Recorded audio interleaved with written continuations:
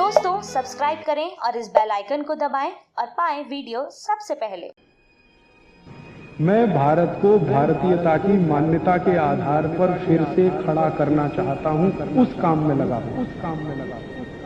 दूसरा पित्त का हिस्सा बहुत क्लियर है, एकदम स्ट्रेट फॉरवर्ड है कि घी ज्यादा खाएंगे पित्त आपका हमेशा सम रहेगा। और ज्यादा घी खाने का जो समय है वो बारिश के दिनों में और ये जो गर्मी के दिन होते हैं ना, उस समय घी ज्यादा खाइए ताकि पित्त को कंट्रोल करके रखे। और वात के लिए मैं पहले ही बता चुका हूं, शुद्ध पित्त। अभी ये जितनी बात है आप सोचो कितनी सरल है, बस हमें अपनी जीवन शैली में थोड़ा बदलाव करना है। जीवन शैली में बदलाव से पहले मन में संकल्प लेना है कि जी हम तो ऐसे ही चलेंगे, दुनिया जिधर जाए जाए हमें उससे मतलब नहीं, हम तो ऐसे चलेंगे। तो ये तीन चीजें अगर आपने देख ली तो बहुत अच्छा है। अब थोड़ा आगे चलें, अब और दूसरी चीजों पे मैं चलता हूं कि और कौन कौन सी चीजें हैं जो आपके आसपास हैं और आपके वात पित्त कफ तीनों को सम पे लाने में मदद कर सकती है। ये तीनों समभाग में रहें तो अच्छा होता है। और कौन कौन सी चीजें हैं? तो भागवती जी कहते हैं रसोई के बाहर जाने की जरूरत ही नहीं, सब वहीं है। भागवती जी ने एक सूत्र लिखा है, दुनिया का सबसे बड़ा औषधि केंद्र हमारा रसोई घर है। सबसे बड़ा औषधि केंद्र रसोई घर है। अब दुर्भाग्य से हम रसोई में जिनको मसाला कहते हैं ना, मसाला, वहां मसाला कुछ नहीं है, सब औषधि है। मसाले का और औषधि का अंतर मालूम है? ये मसाला तो शब्द ही भारत का नहीं है, पहले तो ये बता दूंगा। ये अरबिक शब्द है, फारसी से अरबी में आया, अरबी से हमारे घुस गया, हिंदी में और जगह जगह घुस गया। ये विदेशी आए तो ये शब्द भी आया।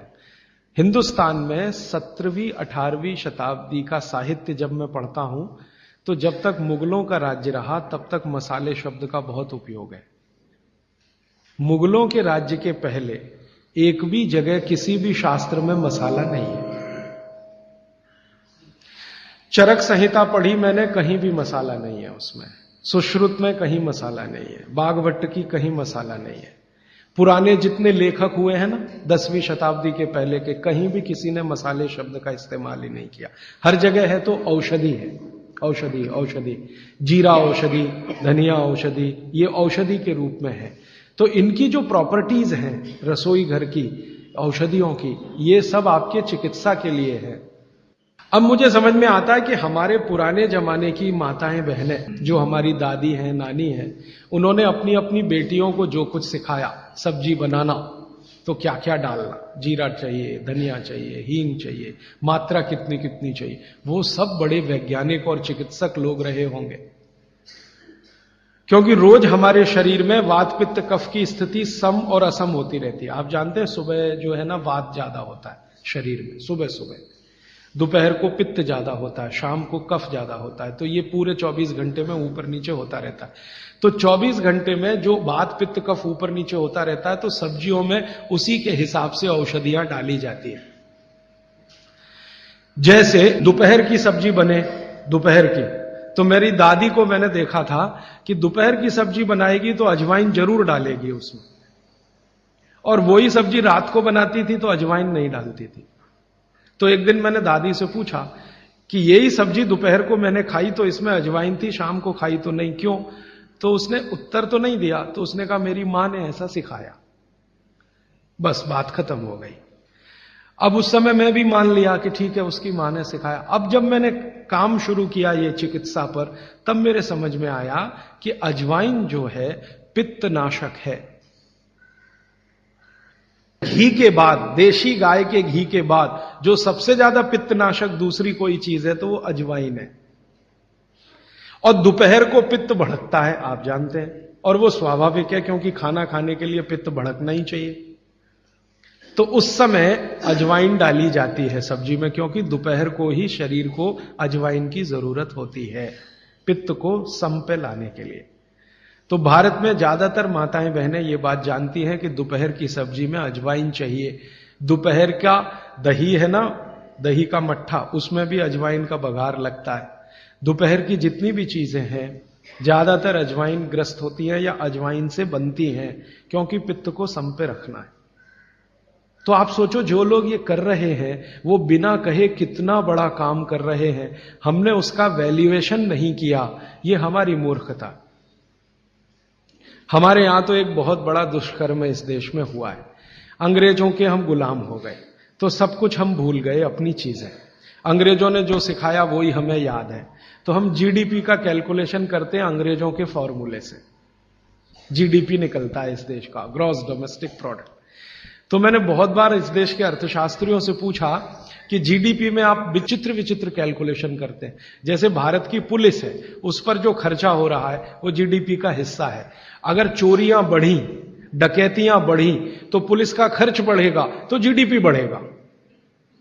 और प्रधानमंत्री छाती ठोक के कहेगा मेरे जमाने में जीडीपी 10% से ऊपर बढ़ गया। सो व्हाट, पुलिस का खर्च बढ़ गया, माने चोरियां बढ़ गई, डकैतियां बढ़ गई, अत्याचार बढ़ गए, अनाचार बढ़ गए तो जीडीपी बढ़ गया, तो क्या बड़ी बात है।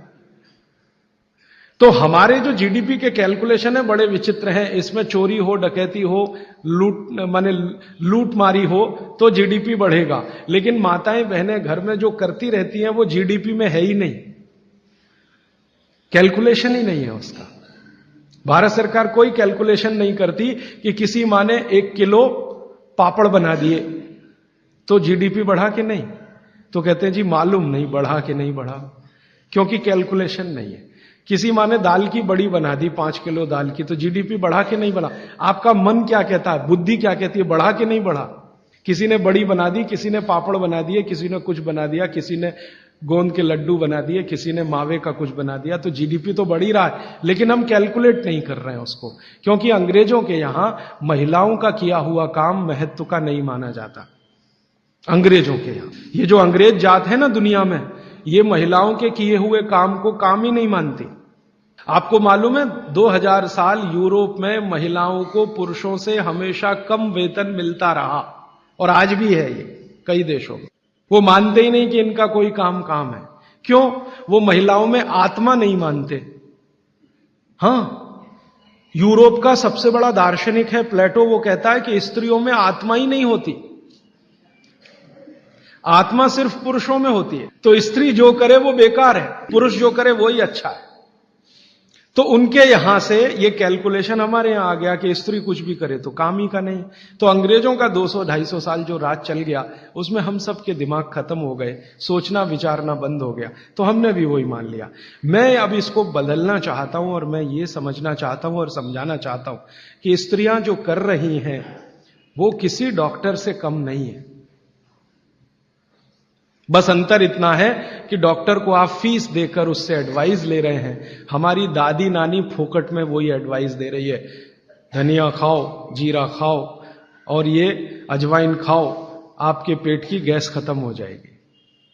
और ये 3500 साल से वैसे का वैसा ही है, अजवाइन खाओ तो गैस खत्म होती ही है। कभी भी आप करके देख लो।